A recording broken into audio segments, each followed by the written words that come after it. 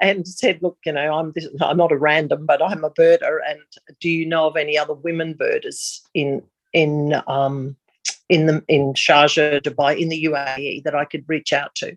And he gave me the names of two ladies. And so I birded with those couple of ladies in around on the outer areas and regions of Dubai and Sharjah. Amazing the bird life that's there. You think you're in a desert, but it's amazing what you can find if you know where to look. So again, I'm talking O'Reilly's Binabara to the desert of UAE, and yet I find birds in both.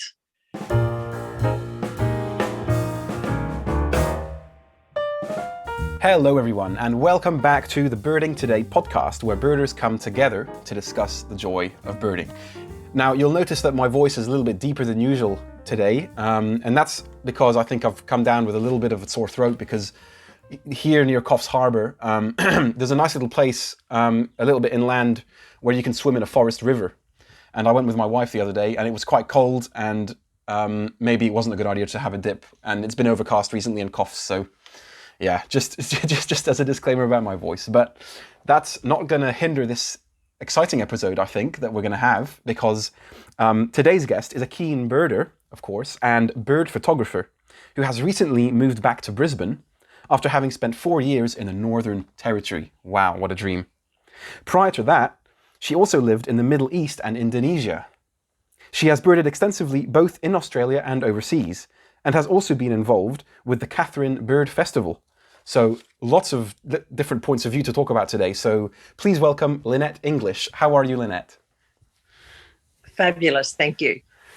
Lovely, lovely. Good to have you on the podcast, and thank you for the time. And I know that these Zoom meetings can be a bit, inconvenient, and the scheduling can be a hassle, but we've got round to it. So I appreciate the time. Absolutely. No, it's a pleasure to be on here, and it's really exciting to be able to get on and talk about, well, what I love more than anything probably, is birding. So here we are. Here we are indeed. And so about that, about birding, about the joy of birding, what is it about the passion that brings you joy? Is there a particular aspect or a variety of aspects that brings you joy about birding? Yeah, certainly. The two things come to mind immediately, and one of them is, for me, birding has been a release from work. It's a great release from work and everything else, and I'll talk a little bit about the zone, and if you don't mind, I'll share a funny little story about how in the zone I can be when, out there birding, and how you can get yourself caught, because you're so focused. But for me, one of the greatest joys of birding is where you've either heard about or read about or, seen somewhere about a particular bird, whether it's here or overseas, and you think, I'd give anything to see that bird, what I would do. And so you start the research. How can I make this happen? And then then the journey begins, and it is a journey. And even though seeing the bird eventually is the destination, if you like, it's actually the journey that's the joy.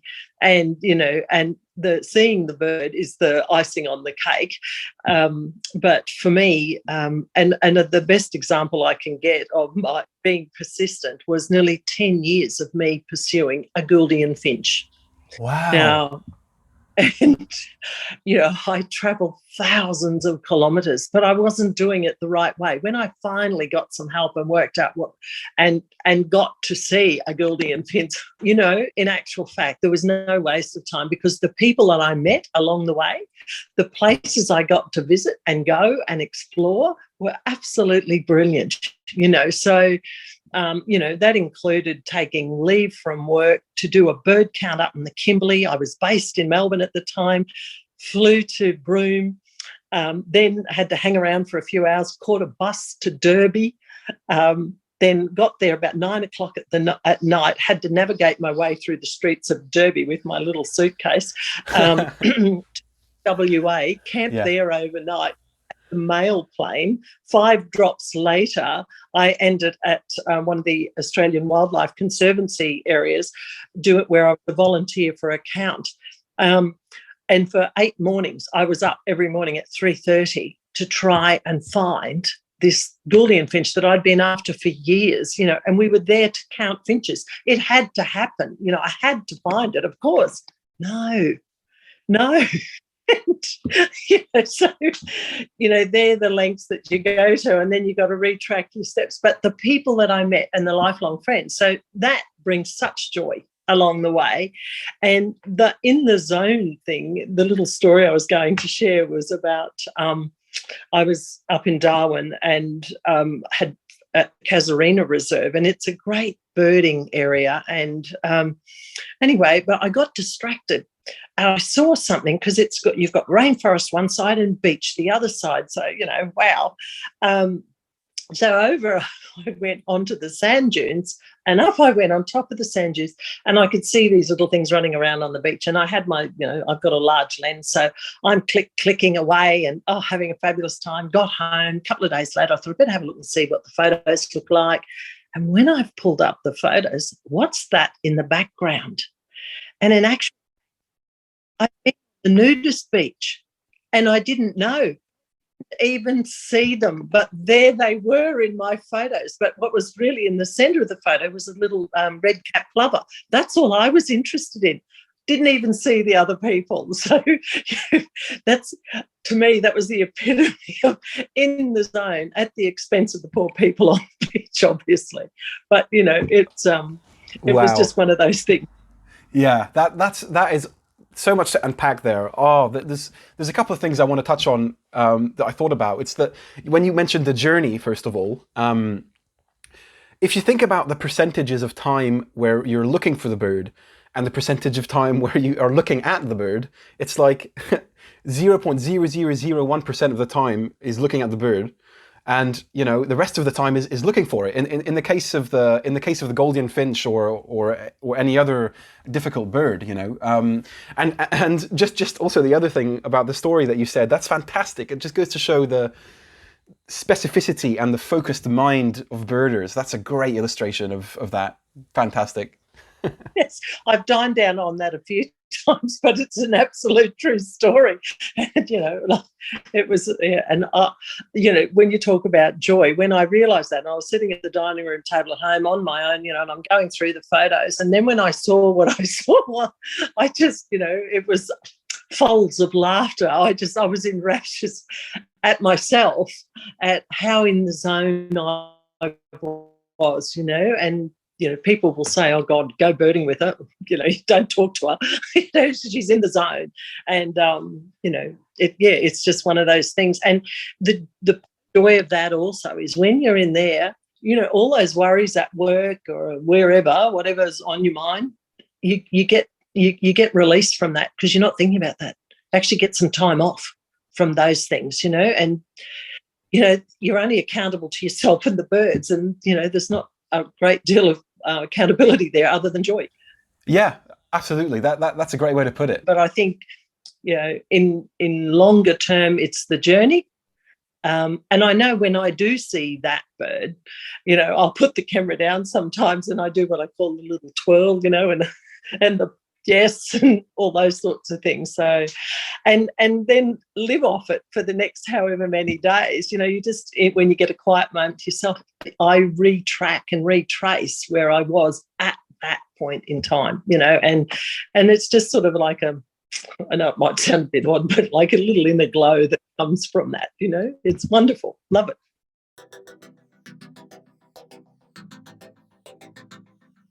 And so I wanted to kind of touch on that first as a segue into my next question, which is, have you been birding a long time? What's your birding journey over the years?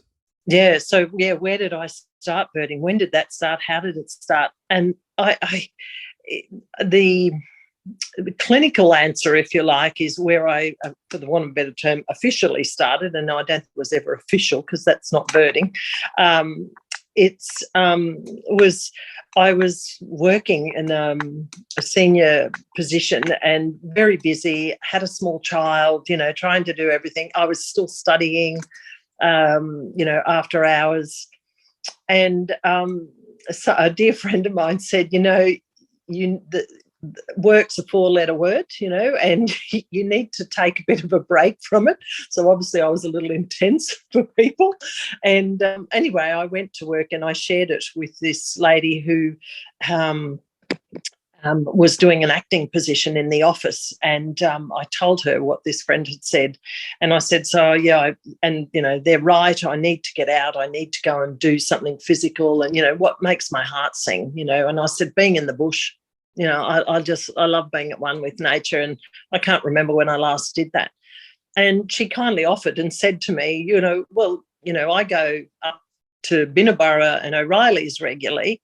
I was based in Brisbane at the time. And she said, you're welcome to come with me. And I said, oh, okay, because I didn't know where to go. And she said, you'll just have to put up with me birding.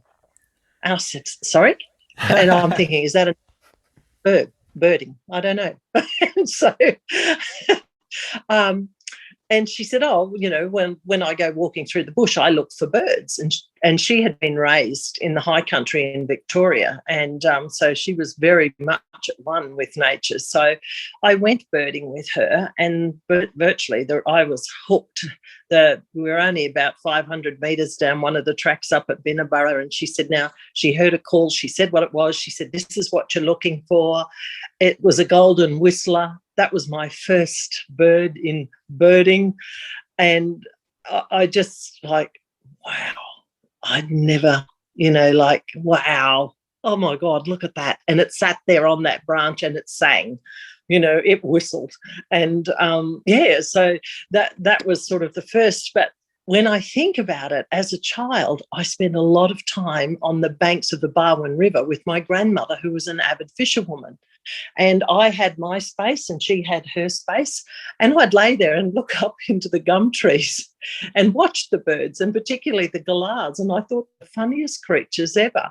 So, it's always been something, I guess, that interested me, but not consciously, until it was put into perspective. And we birded for 3 days up there at Binnaburra, and I had a list of 88 birds by the time I got home. So I quickly got advice on what bird book I needed to buy so I could start to identify them.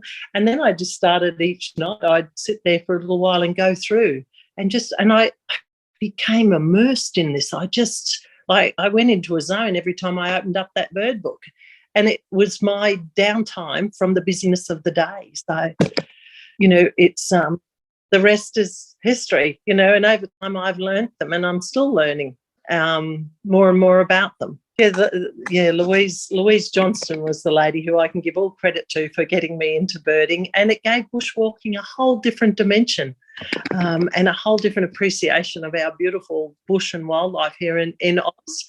And then when I go to other parts of the world, so. And so what year was that? What year was that? How ago was that?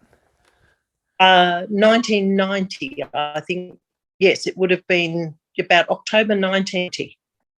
And so you've had quite a while now to kind of sharpen and tailor your skills and learn more about every species of bird, not only here, but also, like I mentioned in the intro, which I read out, overseas as well. How does so tell us a story about how you have been birding overseas, and how does it differ from in Australia, if at all? Yeah.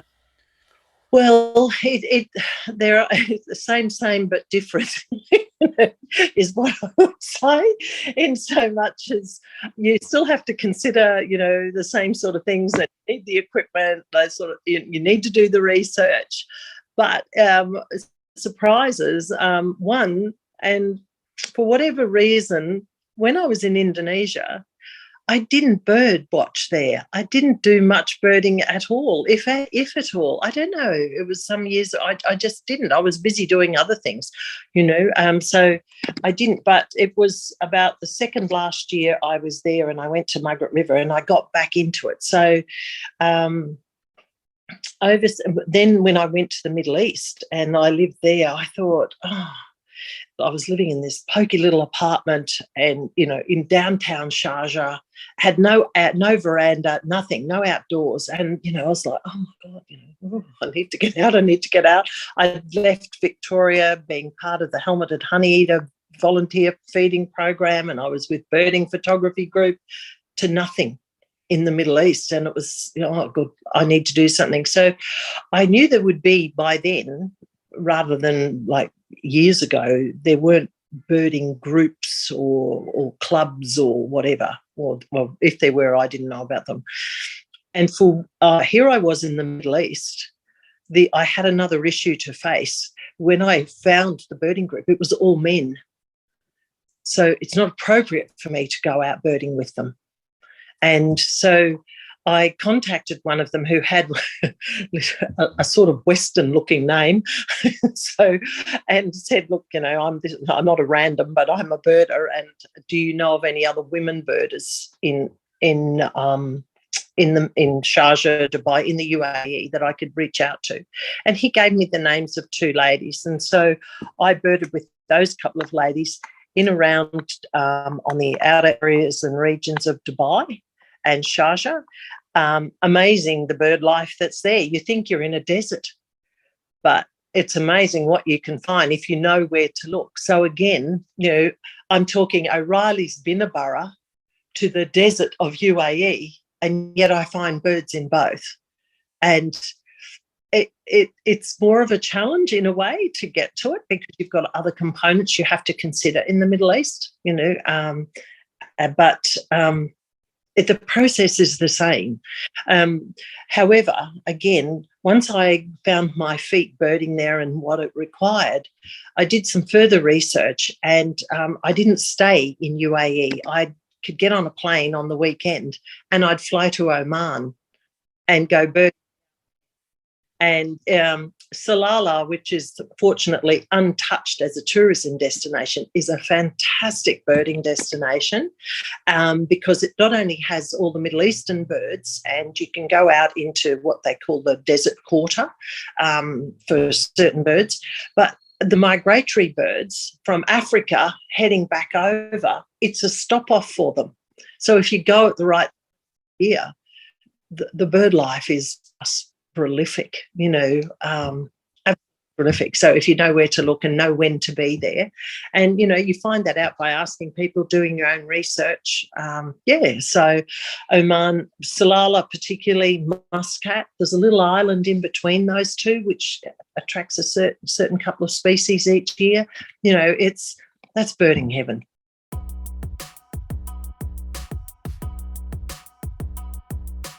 I think overseas birding is really amazing, especially if you're very familiar with Aussie birds.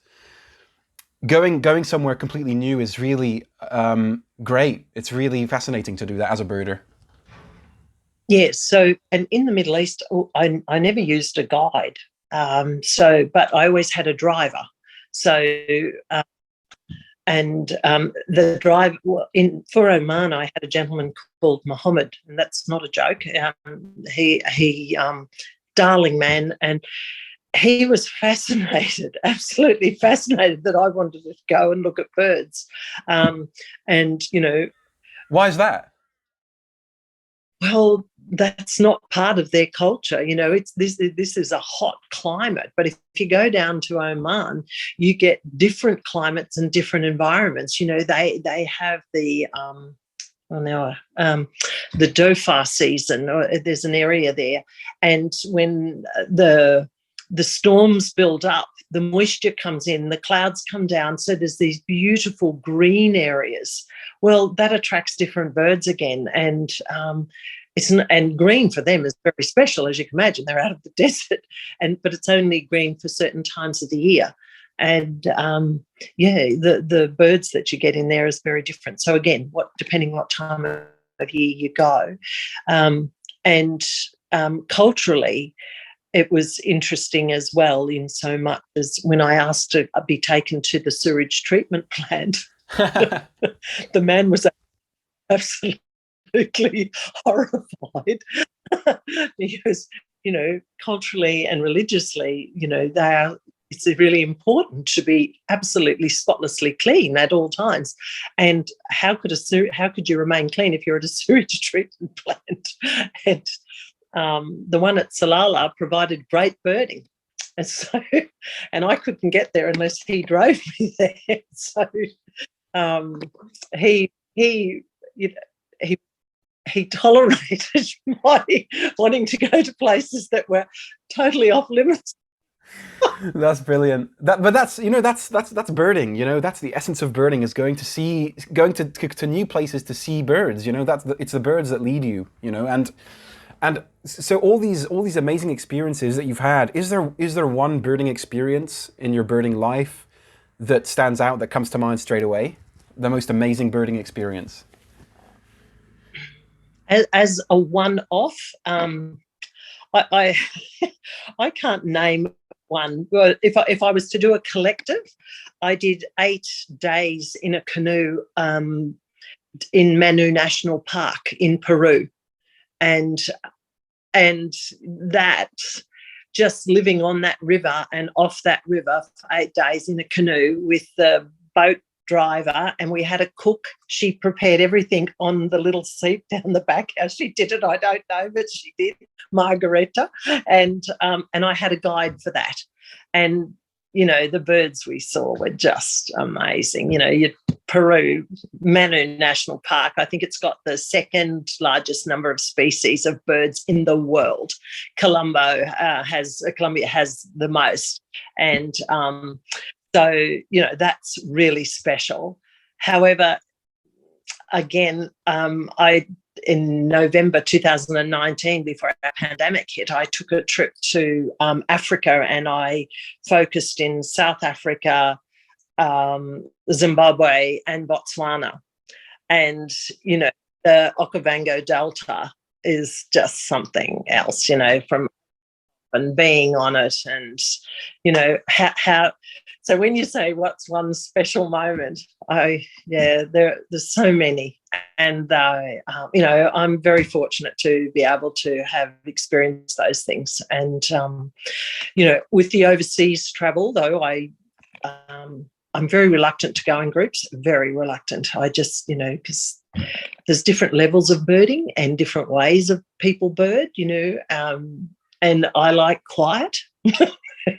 And I want to be able to do, and you don't want a night, but I don't want to put anybody out or offend anybody or whatever. So the smaller the group, the better. And particularly when you're overseas. So, and when I do, I go with wanting target.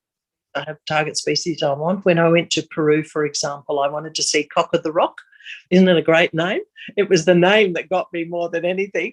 And find it on my own first before I found a lack of help of a guide, and that was a yay moment, and then found it again at Machu Picchu. So that was really fantastic. And the bird life, in that part of the world is so, it's a kaleidoscope of colour.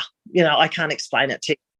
It's just it's there all the time. With put the binoculars up, you might be looking through 2 lenses, but there's a kaleidoscope of colour happening. Yeah, just fantastic. No, for sure. I completely agree with that. And I lived in Chile for about 4 years, and although Chile isn't in the tropics as such, they also they have amazing species as well. Like especially in the high Andes, that above 5,000 meters in the Andes mountain chain. Of course, the classic Andean condor and all of those experiences. It's so amazing, and I think birds can give you a real sense of gratitude, because it's kind of like a thread through your life that joins together all of these experiences and places and people. We're so fortunate as birders. We're so fortunate, and we would do well to remember that. And it's so great, to just have that passion and that outlet. Yeah. Yeah, and it comes back again to, if I wasn't birding, I probably wouldn't have visited those places. So, and like that, the 8 days on that river, that journey, and the villages we went to, we find a village somewhere along the river and find some accommodation and go and pitch in for the night, So,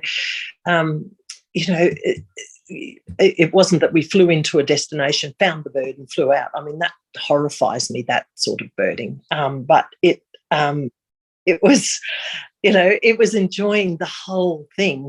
We got to see a whole range of other wildlife whilst we were on that river. We didn't just see birds. There was all the other wildlife that went through Manu National Park. I mean, it's rated up there as one of the top national parks in the world. And I happened to be there because I was in a village nearby doing some volunteer work, and I'd allowed myself a week extra after I'd finished and talked to the local people and said, this is what I'd like to do. Can you help? And they said, yeah, sure. And so they found, I can't remember the driver's name, but they found Margarita and the guide, and yes, got in the canoe and away we went. What a beautiful experience, and that's the whole joy of birding. Again, it's the journey, the experience, and birding is like quite multifaceted as well, because I know that you're very big on bird photography as well, and so can you talk, I like talking about this because it's interesting to me, and I think to quite a few of our listeners. So do you? I could formulate it in two questions. Cameras or binoculars first when you see a bird, and how do you juggle that? How do you juggle the relationship between photography and just birding with binoculars, if you see what I mean? Yeah. So binoculars first, always. I don't have difficulty answering that one. Binoculars first. I have a friend who, she doesn't even have a set of binoculars, but does it through her camera. I just couldn't do that. And often when I go out, if I haven't been before, clearly this doesn't apply to Manu National Park because I only had one shot at it, so, but in the canoe I could have the camera on one seat and me and the binoculars on the other. So, it was at arm's length, so I could grab it if I needed to. And you have people there who will help you also carrying your equipment, so which was great. But if I don't do that, I'll often just do the walk with my binoculars, and I won't take the camera in the first instance because I'll want to sit there or walk through there and see what the walk's like, if I have to bush bash or if I have to, what do I have to do and which birds are here and what are their behaviours and their habitat. And once you know that, your photography and getting that shot your chances of doing that will improve significantly. You can get lucky and take a random shot. But if you're only going to be in that area for a short time, you're much better off to, just go and watch and observe and listen, before taking your camera. Some people would say, oh, well, I know I take both all the time. Well, by the time I carry my lens, my camera and my tripod and my binocular and the water and, if need be, the phone and the whatever, all the other bits, it gets pretty heavy. So depending where I'm going to be, or if I'm in the car, that's fine. I have it on the seat at all times. So, it just depends. But if I'm on foot, I want to know where I'm walking, what the birds are, where they're going to be. Then I'll come and get the camera and go back the next day or, some such thing. So that's probably the most intense it gets. But otherwise, the camera's in the car, the binoculars are always in the car. Yeah, and doing it that way. Yeah, and it is a kind of juggling thing, isn't it? I usually go out with both because I don't have a very big camera. The reason I have a camera at this stage of my birding journey is if there's something quite rare or uncommon that I want to document, or also if there's because I'm quite creative visually, and I've mentioned this before. So when I use eBird, I like to have lots of pictures under each species, and sometimes when I'm just out locally, I like to I'm going to try and get a photograph of every bird I see on the list. And I rarely manage that, but yeah, and that's the beauty of it. Everybody has their own kind of relationship with cameras and binoculars and photography and birding. And speaking of photography, for those watching on YouTube, hello. I'd love to showcase some of maybe 2 or 3 of your photographs. So talk us a bit about maybe your best photographs if they come to mind. Oh dear. That's a tough one. There's thousands, not of fabulous ones, but of photos. I love photographing Guillaume finches, and it's my great, it's my favourite bird probably, particularly for Australia. a great photograph I have of a bird is not an Australian bird, but a Howitzin bird, which was off Manu National Park. And that bird is a bird I often think of and refer to. It's a bird that's. Are you familiar with the Howitzin? I am, yeah. It's a beautiful, amazing bird. Yeah. Spread of colours, but also the dispersion of feathers and how it moves and how you can capture different things with it. But then also the story behind that bird. You know, the female is one and she has two male partners, and they work collectively to support her. And I find that fascinating, you know, almost a bit of a giggle. And then when the babies or the hatchlings hatch, you know, they've got extra claws on their legs so that if they fall in, they've got a way of crawling back up, and those claws fall off eventually. You know, it's that you know, the design of that bird, if you like, I just find it absolutely fascinating, and managed to capture some photos of that. Last year, I managed to get a leatherwing kite, which was really nice, rare bird, and you know, boom or bust bird, I call it. You know, depending what the seasons are and if the hairy rats are around or not. Rainforest birds are a challenge. I'd love to be able to do those more and better, but you know, it's often so dark in there, and so that's a challenge. What other birds? I've recently done some work, or not work, but with the photography over in Norfolk Island, and got some lovely shots of their green parrot. And, nice. And beautiful. Yes, yeah. So try and they're at all their endemics, and which was nice. So that was some nice photography over there, and could get in relatively close. I went, one of my number one birds to find there was the tropic bird, and try and photograph it. And you know, photographing white birds in wind and cloud, it's a little bit difficult, but for the circumstances, I'm happy with what I've got. Yeah. So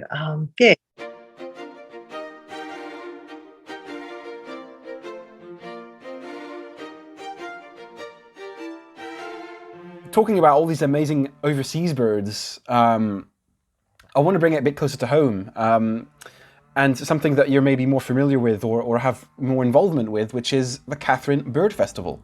So I had never heard about the Katherine Bird Festival before you mentioned it to me when we were emailing. And yes. So tell me all about that from the get-go, because it sounds interesting. Yes. So Katherine Bird Festival kicked off about 4 years ago, and I wasn't involved in it then. I was new to Katherine then.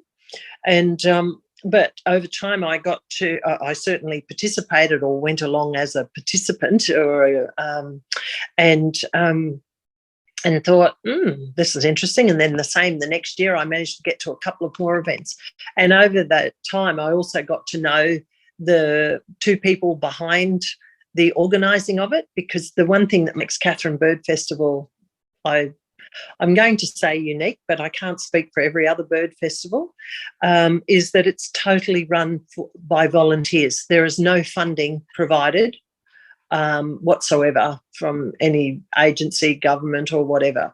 This is done purely by volunteers and you know, passionate, like-minded birders, and who put their hand up and say, yes, I'll take that walk that morning, or yes, I'll do that presentation on that night, or you know, and it's people all locally, so which is wonderful. And so last year, 2021, with COVID and whatever, the two folk who normally organise it, one was very busy with work, and the other ran a tour company and was very busy with that.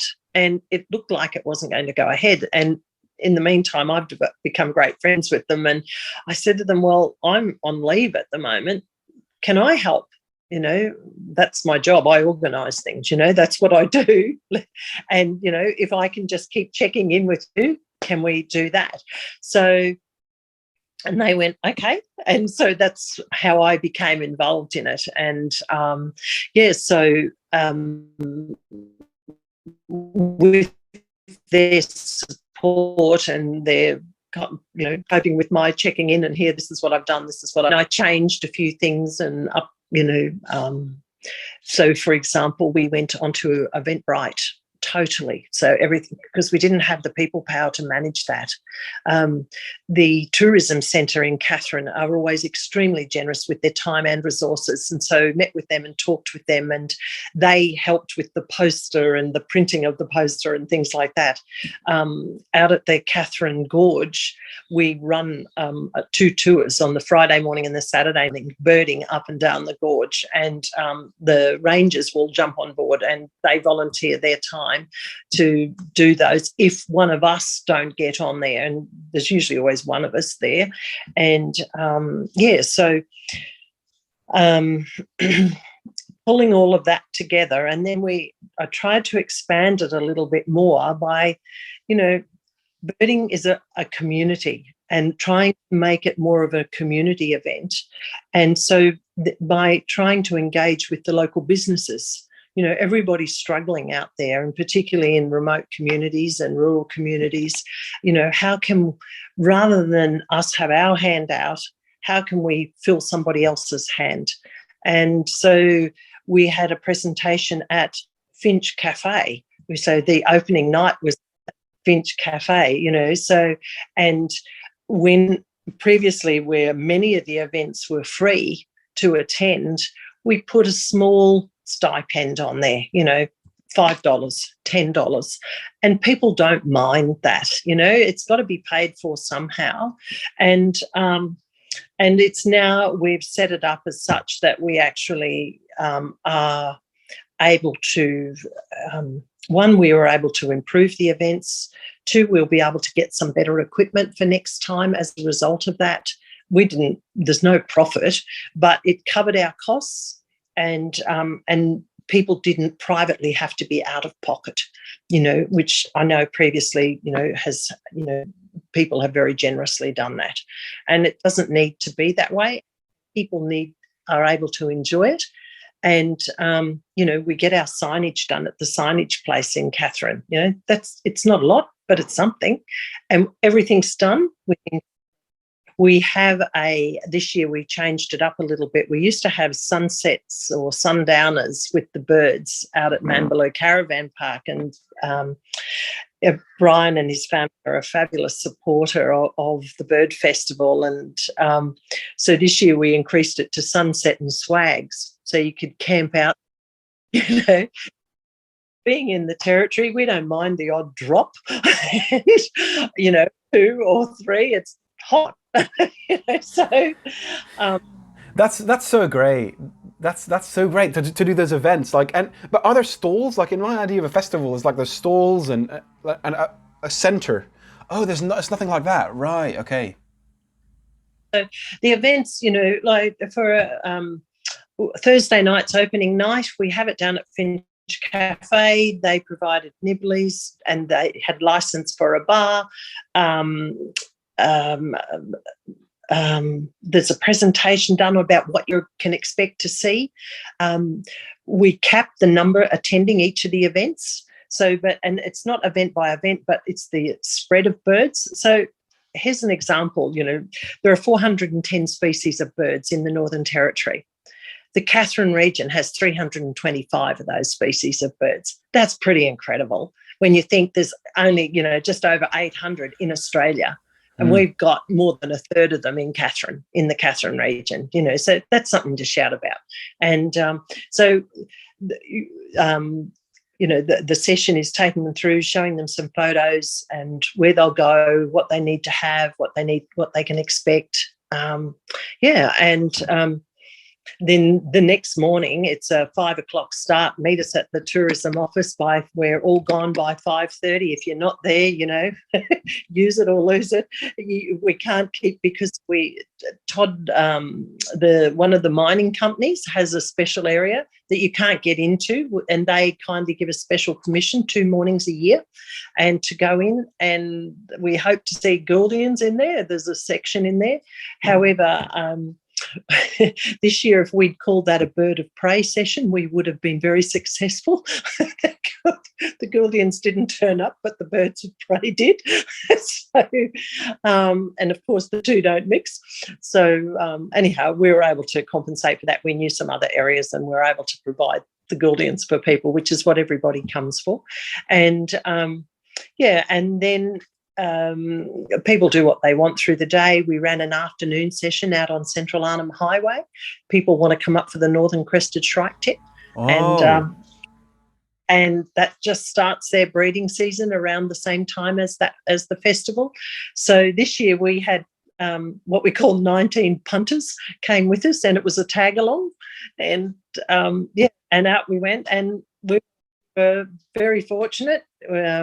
Windows went down, and we heard the call straight away. And so anybody driving along the Central Arnhem Highway would have thought we were crazy, because here's 19 people lined up, all with binoculars going in the middle of fields of delight as it came, so everybody doing happy dances. It's a bird of a lifetime. And yes. Amazing, fantastic, and that again links back to the journey and the people and the joy, and festivals are a great idea to kind of foster that and kind of encourage that. But maybe I'm too disconnected, or I don't know enough about the Australian birding scene yet. Although I like to think I do, but there aren't many birding festivals in Australia. Do you have an idea why that is? Look, I think there's no one answer, but one of it comes down to, for example, what would have happened at the Katherine Bird Festival in 2021 if you don't have someone volunteering to organise it. It's about people having the time and to organise it, and the know-how to organise it, and be confident enough to organise it.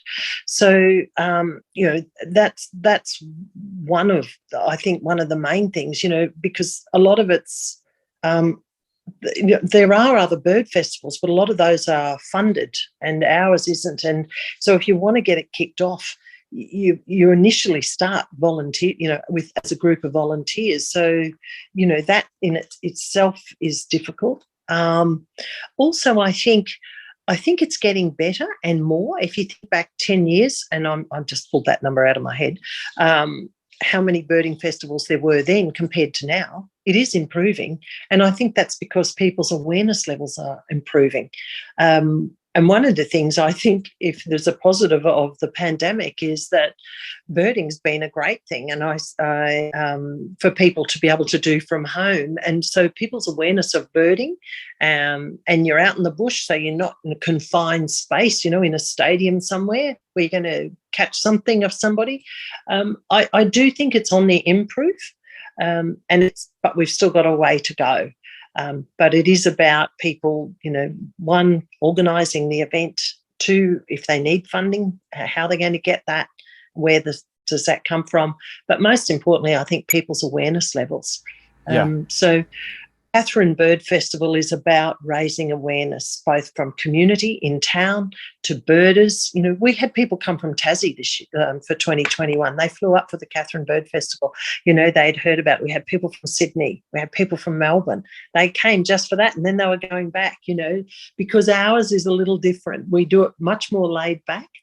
But it's to raise awareness and to give people that sense of how joyful it is when you're out there in the bush with the birds. And, we did a breakfast with the birds this year, and out on somebody's property, and the river's down the front. We weren't near the river, but, that breakfast with the birds. And, people, the comment was they couldn't believe it. They were blown away by, one, the food that we had. We had everything from all your cheeses and salmons and you name it. We it wasn't a dash, it was an absolute splash.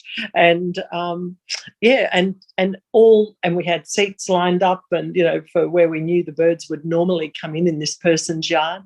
And what was flying over, to have a group of like-minded people in one space but still out in the bush with great food, great coffee. It was a great way to end what was well worth celebrating for 3 days of a bird festival. But so we're running close on time now. Actually, it's the time's flown by. I wanted to I did want to offer this episode as kind of a platform maybe for you to talk about Women Birders Australia, because I know that you mentioned that you wanted to touch on that. So what would you like to say about the group and the community? There is a Facebook page, I believe, isn't it? Correct. Yes. So Women Birders Australia was started by a group of ladies, not me, but Janine Duffy is one who's been a guest on your show, I believe. And there's some other amazing ladies there as well. Karen Dick was another lady who, and I haven't actually met Karen. I've met Janine and we've been birding together. And it was about providing a platform where women could feel safe asking questions and wanting to learn about birding, and not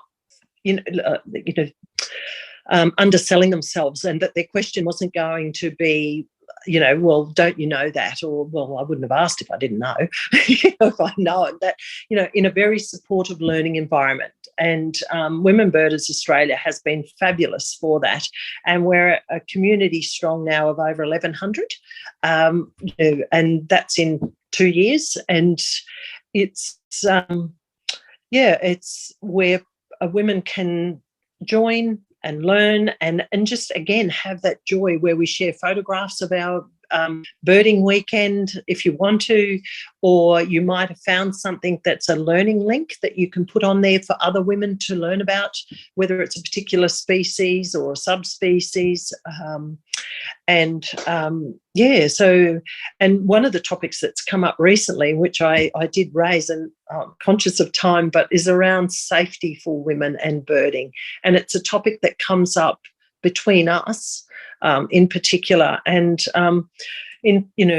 we could talk for a whole day on this. So I've tried to bring it in to be as succinct as possible.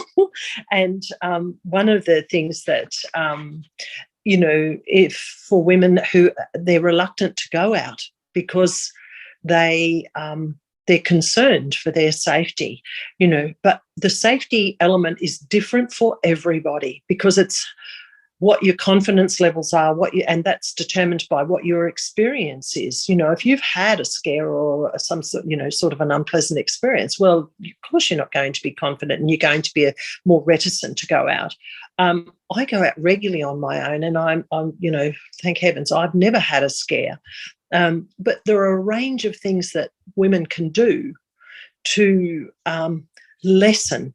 I won't ever say eliminate, because it is something I am conscious of, and and basically, it's like you need to look at what the level of vulnerability is as to where you're going. How vulnerable would you be? In which case, what do you need to do to lessen that vulnerability and improve your chances of being safe and being confident that you are safe?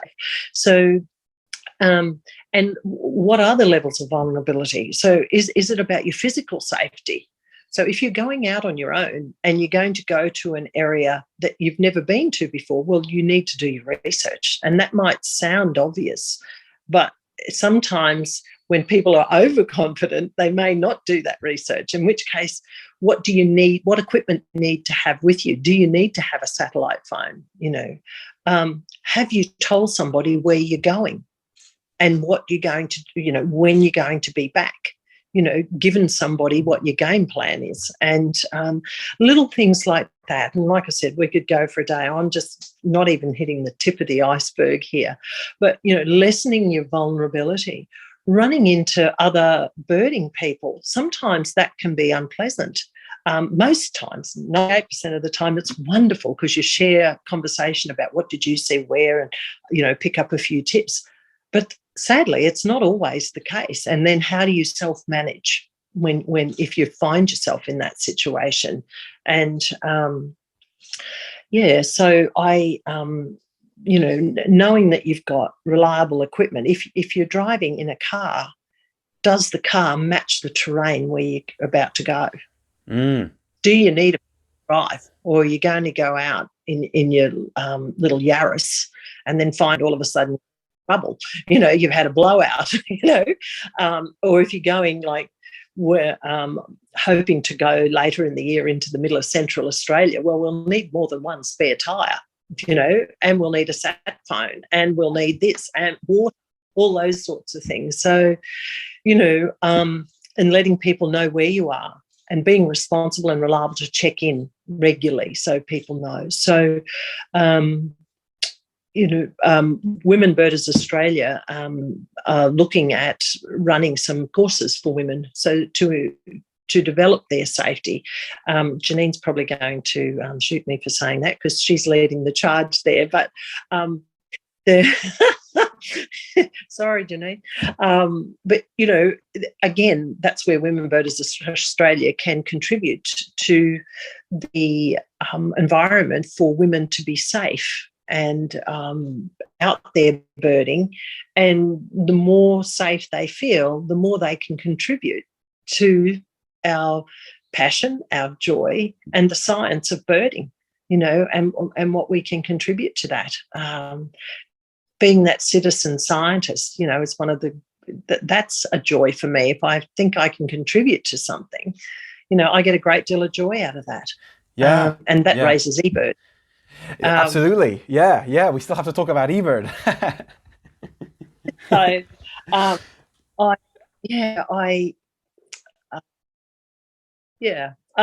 One of the other ones, and because I made some notes about this, was around the communication side. In addition to letting people know, if you're going to an area where there's national parks and wildlife, let the rangers know, where you're going to be. And they're a great source of information to, if you can get them on the phone, they'll ring back, email them as, are there any concerns? What facilities are there? If you're going for a longer period of time, so, what can I expect to find out there? And is there mobile phone service? Often there's not where we go for those remote birds, but sometimes surprisingly there are.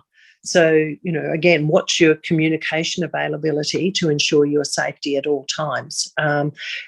Are you picking a walk that's suitable to your fitness level?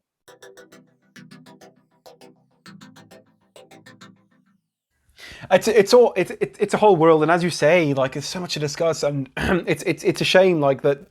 But you know what? It's my show. I can make an exception. We're going to go past an hour because you're a very interesting person. So let's talk about eBird. So firstly, do you use eBird, and why or why not? Okay, I absolutely do use eBird as regularly as I can. I actually said to my friend here, have you done a count here recently on, here? No, I haven't. I store it. Well, I'll do one later today, because whenever I come, I try and do one just to track the birds, because we're between Bunya Mountains and Kingaroy. There's a great bird life here. And there's not a lot of people do use eBird in this district, is what eBird shows me. So, if somebody else comes, whatever I've put in there contributes to their experience of birding, because they can go in and see what's been found in this region in how recently. So it not only, and I would do the same if I went to an area that I hadn't been to. I'd go to and I'd put in the area that I'm at and go, well, which birds haven't I seen? Are there any target species there that I could perhaps look at? And where are those target species, and what do I need to get to them? And how recently were they seen?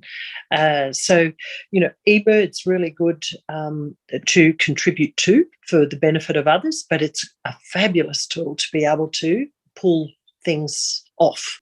But, I think eBird's a fabulous tool. And the other part that's really good about eBird is if you're wanting to know and understand more about the behaviour of a bird, particularly if you haven't seen it, then eBird is a wealth of information where other people have contributed. So it's not just finding out where the location is, but what else do you need to know and to look for if you've not, here's an example.